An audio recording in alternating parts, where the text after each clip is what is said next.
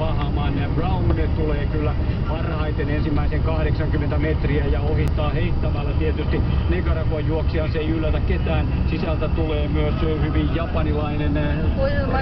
Hyvin ainoastaan Britti Levainen joutuu kiristämään ensimmäisen 200 metrin jälkeen huomattavasti, jos haluaa 4 varman jatkajan joukkoon.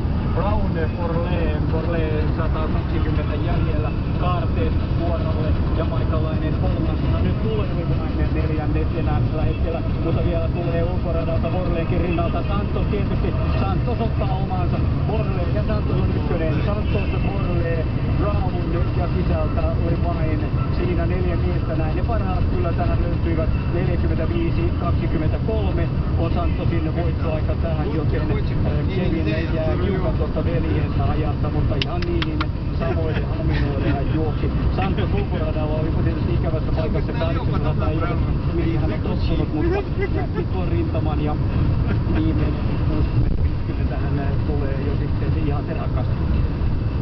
Kylmä viileä nuoret ei estää huolimatta pysty kontrolloimaan juoksua, eli ei lähtinyt tuolta 800 karkuun hulluna tulispäinä, vaan odotteli tuota tilannetta tuolla loppusuoralle ja sitten vähän siltä katseli, että sieltä tullaan aika hyvä kyyti ja pistäpä pikkusen tiuhemmin töppösen toisen eteen.